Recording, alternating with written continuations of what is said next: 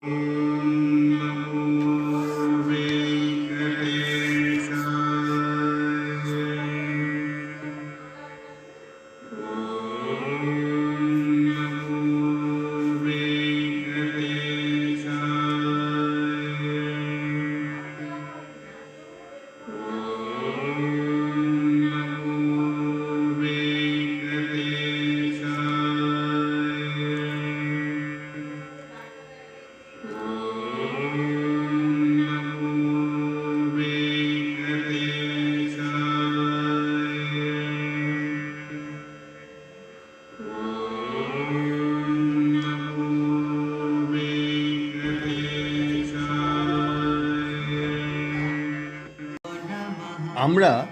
কেন তিরুপতি তিরুমালা বালাজি দর্শন করি তার কিছু রোমাঞ্চকর তথ্য দেবার চেষ্টা করছি।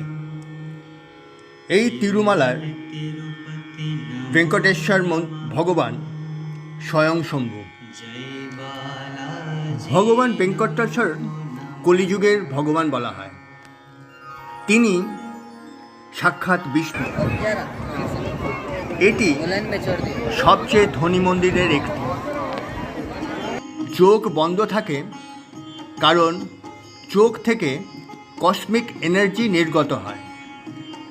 মুখের 4 ভাগের 3 ভাগ ঢাকা থাকে কর্পূর গুঁড়ো দিয়ে।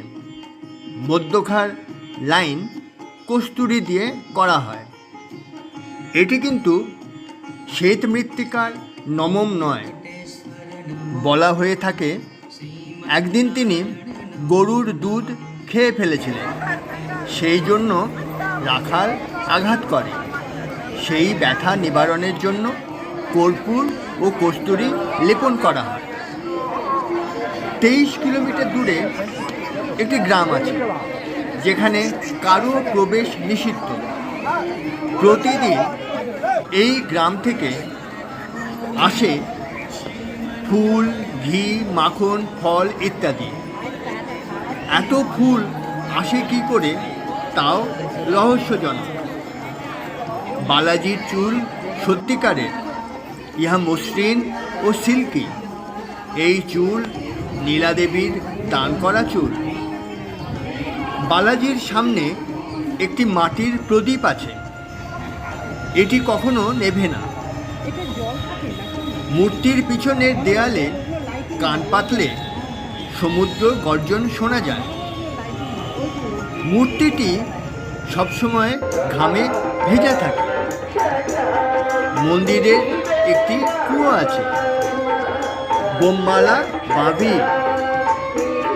ভগবানের পায়ের তলা দিয়ে বিরজা নদীর জল বয়ে গিয়ে ওই কুয়োয় ভর্তি হয়।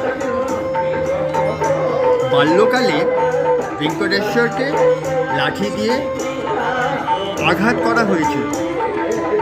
তার থুতনিতে কর্পূর প্রলেপ লাগানো হয়।